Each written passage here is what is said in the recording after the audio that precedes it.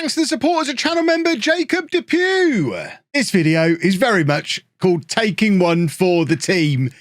I'm fairly confident the moment the Champions League music plays, we're going to get a copyright strike, but let's all cross our fingers. I hope that doesn't happen. Leave a like on the video because I think that'll make it less likely the copyright monsters come sniffing around, but it's one of the new features of the game. We've got to show off the Champions League stuff, haven't we? I have to wear headphones. Who would wear headphones in a Football Manager YouTube video? Ugh. Hello and welcome to part 3 of my FM23 beta save with Chelsea. I'm Kevin. Coming up on today's episode, it's all about the Champions League. We're taking a copyright strike for the team. I am going to be playing the music. We're going to show the draw, which is apparently very cool. I've not seen it yet, so we're going to show the draw. We're going to show a Champions League match. We're going to look at how all this fancy UEFA licensing stuff works. And depending on how long all that takes, we might sneak in a Premier League game as well.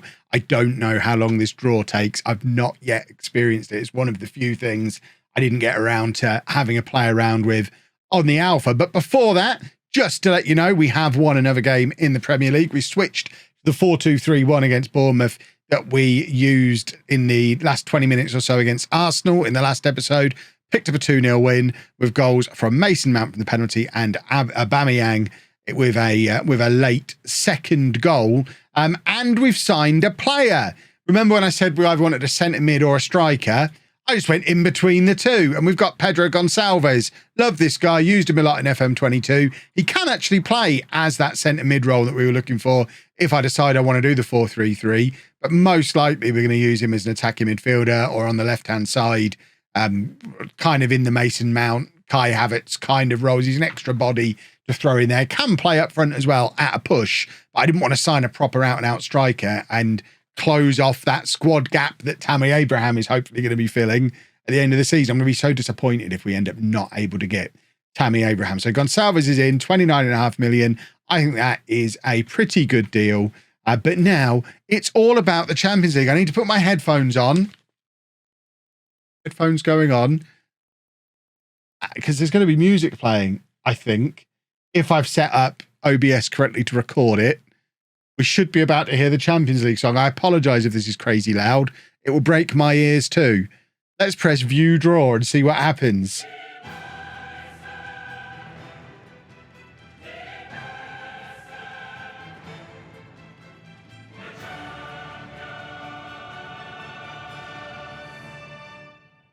I don't think you heard the music, did you?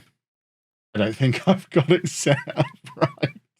Oh, no.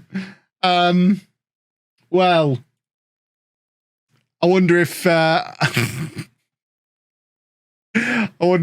Kev has been able to sort that out in the edit and fake it, because I'm looking down here. I don't think that played. I'm going to go and check if it played. Maybe it did. Worry not, boys and girls. Over the professional, it did actually work. You already know it worked. That wasn't fancy editing. That was all straight out of the game. It was a little quiet. We might turn it up a little bit before the match. But that was the Champions League music being played out of the game. And look how pretty it all is. We've got live reaction stuff going on down here. We've got all the Champions League graphics involved. And we have a button where we can press start draw. Presumably Zinedine Zidane. Zinedine Zidane, the ceremony host. Can I do a Zidane impression? I probably shouldn't. We're set to get underway in Istanbul. This is my best Zinedine Zidane. We're set to get underway in Istanbul with the draw for the UEFA Champions League group stage. I'm your host, Zinedine Zidane. Welcome along. Well, they don't have the license from him. He's the host, but they don't have his face. Bless their cotton socks. So we've got all the groups here. Don't worry, you can skip this. There is an option to skip, and obviously we're going to skip most of this going forward. We're not going to go through these kind of shenanigans every time. I feel like this is very much going to be one of those fun little novelty things that is fun the first time, maybe even the second time, and then we very quickly turn it off, turn the sound off, never worry about it again. But for now, I'm going to enjoy it. So we're not in pot 1. There's your pot 1 teams there. We're in pot 2. I mean, it does look very nice. I'll give them that. So do I press start draw or should we just press start draw? Tell me it's not going to be this slow. We might have to rush this along. I've pressed start draw and nothing is happening. They cannot possibly think it's okay to have it go this slow. That's bonkers if they think that was literally just to advance to Group B. Right, we're not having this. Advance to my team. So we've been drawn here somewhere. We don't... Stop! Don't know where we've been drawn. It's all gone wrong. We're in Group G with Ajax. And then, okay, so we can just press advance to make it go a little bit quicker. That was bonkers. So also in our group, it can be Shakhtar or Salzburg. It's going to be Salzburg. This is a group we should be winning, I think. We've got to be better than both Ajax and Salzburg. And then the final team in our group, which is Group G, isn't it, is Club Brugge. That is a group that we should win relatively easily, as far as I'm concerned. I think we've done pretty all right there. If you look at some of the other groups that we could have ended up in, Parthenope is Napoli, if you're wondering who they are.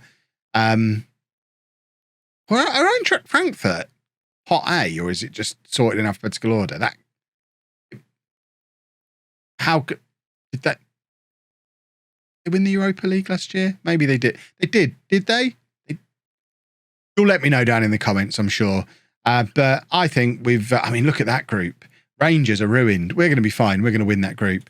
Thus concludes the Champions League draw, ladies and gentlemen, which should now, if we hit continue, be populating our schedule so we can work out what matches we're going to show you. We are going to do a little bit of time traveling now. So I think the matches I'm actually going to show you today are going to be Tottenham and Ajax. Local derby, first Champions League game. In the meantime, I'll go and play these couple of matches off camera. There might be more transfers. There probably won't be. And then we'll be back for some matches. We did the Champions League draw and I didn't balls up the audio. I am delighted. What a professional. Well, we've played our couple of games that we needed to play and a couple of decent results. 3-0 over Fulham, 2-0 over Leeds. Wanted to show you this goal. Can I pick one goal out? Is that a thing you can do? Because the through ball from Conor Gallagher here for this third goal was absolutely stupendous. More of this, please. FM23. Let's just have a look at this one. Keep an eye on Conor Gallagher. Picks the ball up just inside his own half. And then this ball through to Aubameyang is a thing of beauty. It's a lovely finish from Aubameyang as well. And Aubameyang, unfortunately, has now picked up a knock and is going to miss the next month or so. But a couple of decent wins for us. Leaves us in the mix at the top of the Premier League. Erling Haaland, by the way, he's quite good in FM23.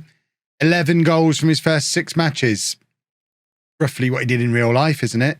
Ivan Toney also absolutely scoring for fun. Did try and do a late offer for him on deadline day, but Brentford wanted £50 million plus for him. It was us, Tottenham and Arsenal all in for him. And in the end, Brentford have managed to keep hold of him through the deadline. So Brentford presumably going to do quite well with Ivan Toney banging in goals for fun. But we are now playing Tottenham. Tottenham have had a pretty poor start to the season, down in 15th place, just the one win so far, and we plan on making things even more miserable for them.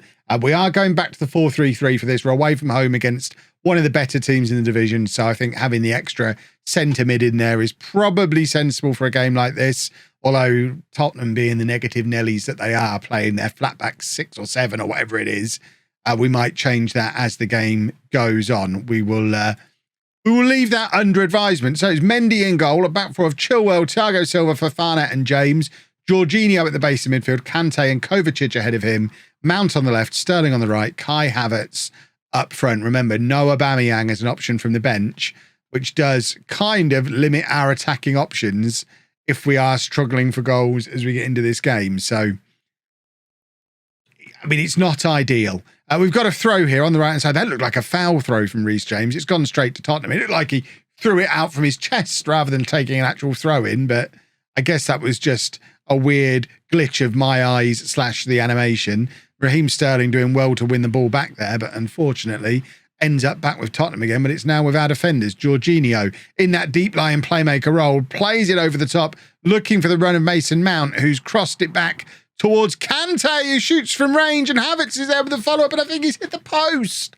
Oh, that was a big opportunity for Havertz. That's where having a real striker potentially makes the difference. We've just looked at what Erling Haaland, Ivan Toney, what those kind of players are doing, and I can't help but think if we have an out-and-out striker in this team, they score that follow-up opportunity from the Kante shot from range. I mean, Kante's actually played very well in this box-to-box midfield role so far this season. He has scored a couple of goals already, I think, or assists. So I remember noticing he was involved in the attacks. Kante with the cross, looking for Mount, can't find him.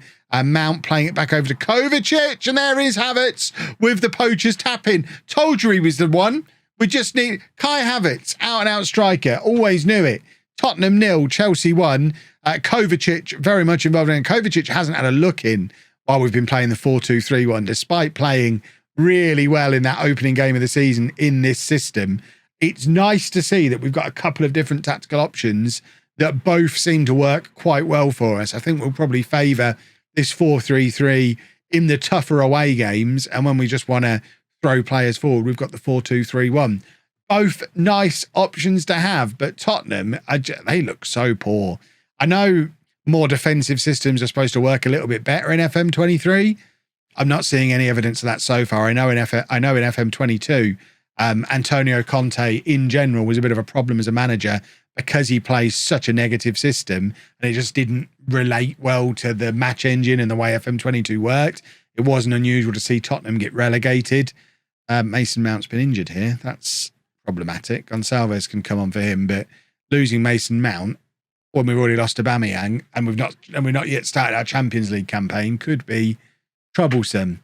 But yeah, I wonder if we're going to see the same issues with Tottenham again this year, where as much as they've tweaked the way that more defensive systems work for FM23, maybe they still don't work as well as just going out there and attacking. It's been the meta for a few years now, just to throw men forward and attack. And it certainly seems to be suiting us nicely so far this season. Kovacic gives the ball away in midfield, but then wins it back from Højbjerg. That's good work from Kovacic.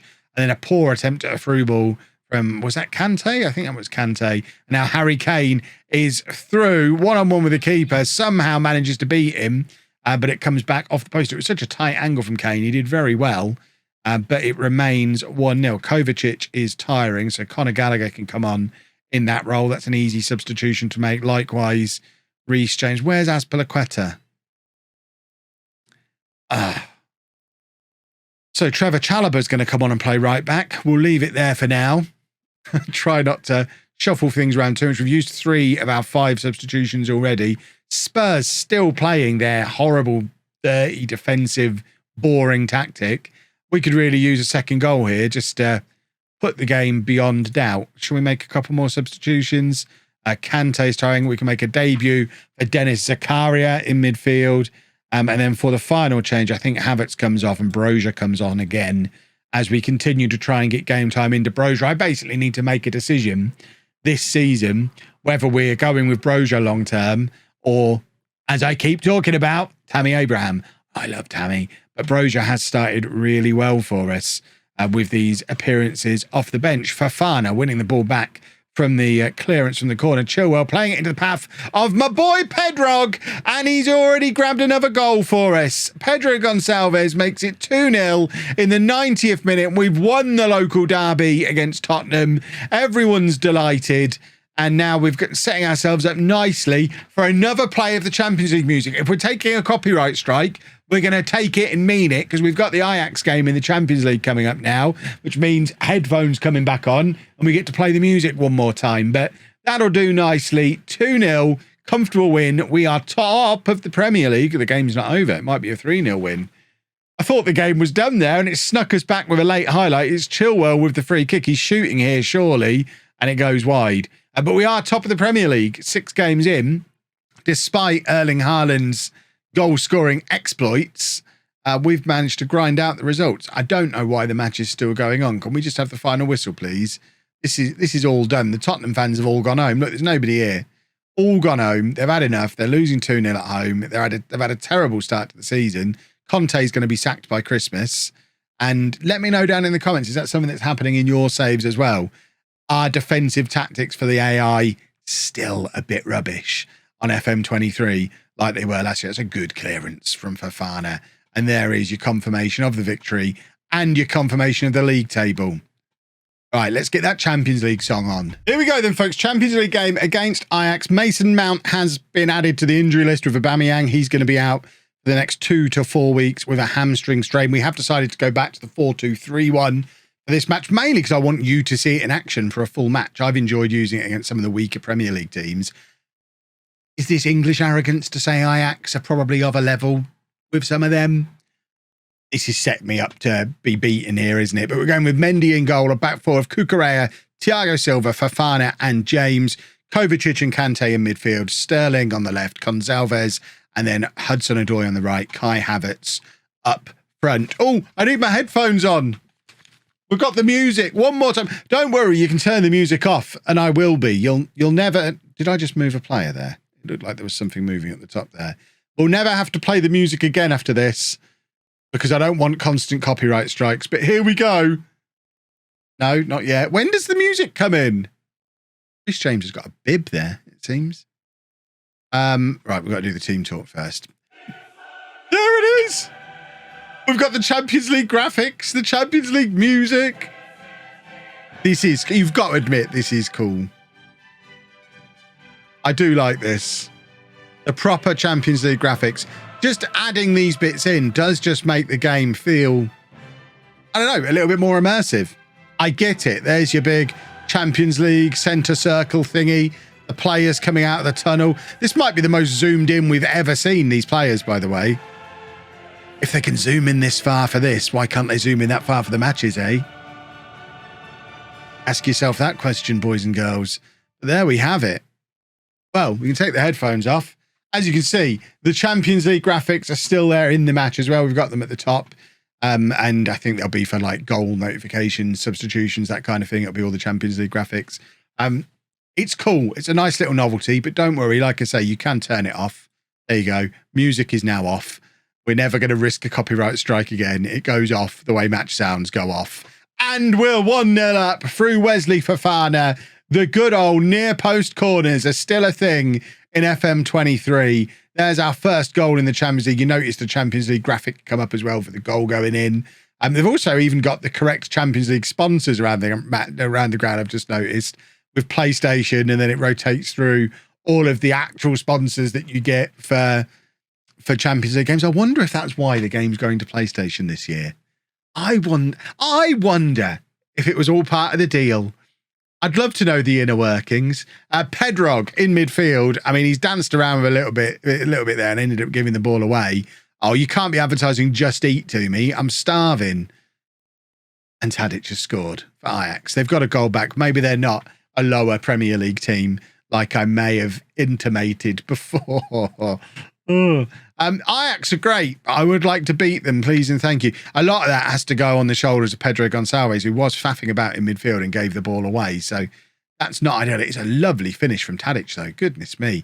I did an Ajax rebuild towards the end of FM22, and one of the first things I did was bin off Tadic, and the comment section was furious. And I feel like he's just come up and got his revenge on me there. But we've still got time. Ultimately, we're going to get out of this group regardless, because Ajax are the only other good team in it, and we should be better than them.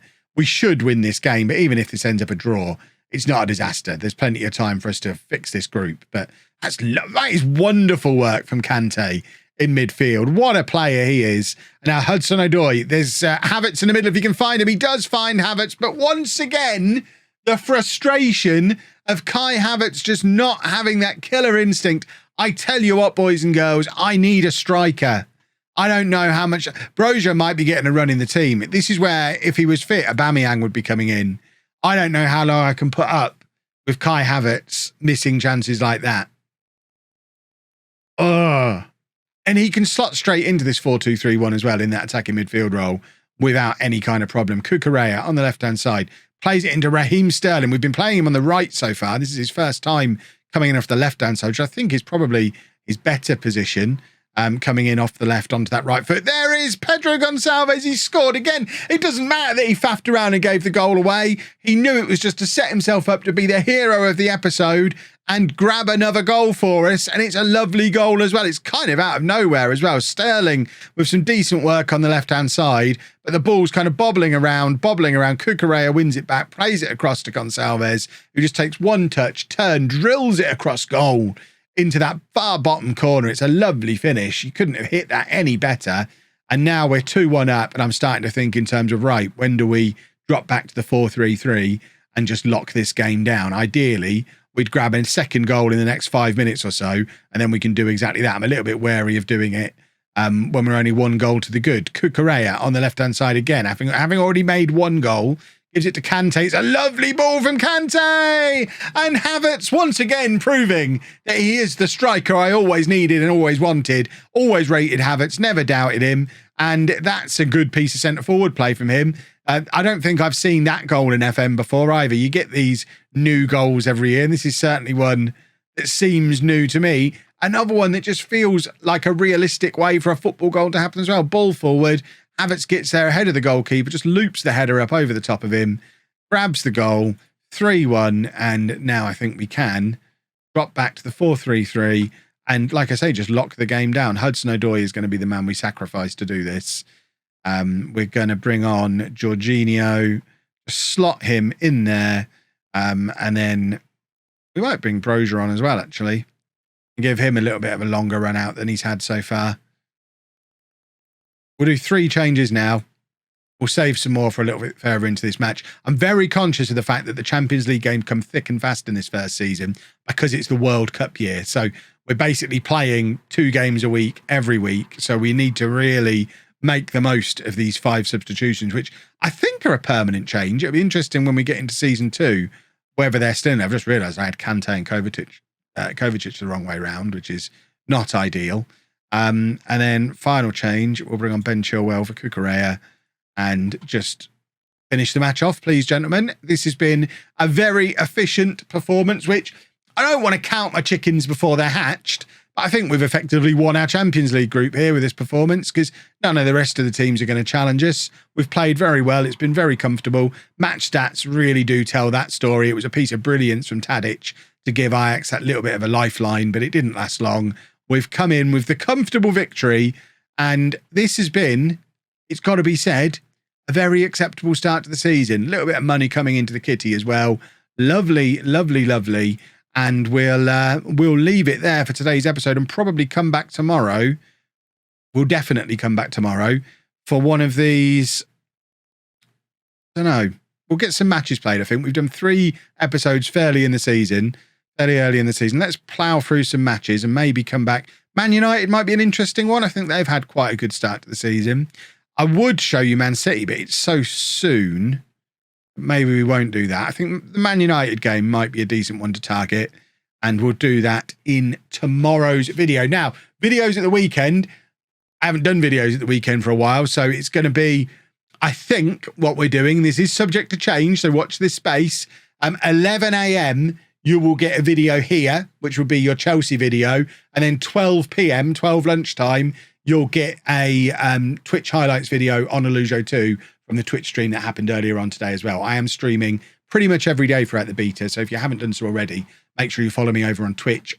Subscribe to the LOLLUJO 2 where all the highlights go as well, so you don't miss out on the other save as well. But if you have enjoyed this video, please make sure you leave a nice big thumbs up on it for me. Subscribe to the channel for daily Football Manager videos. Thank you very much for watching.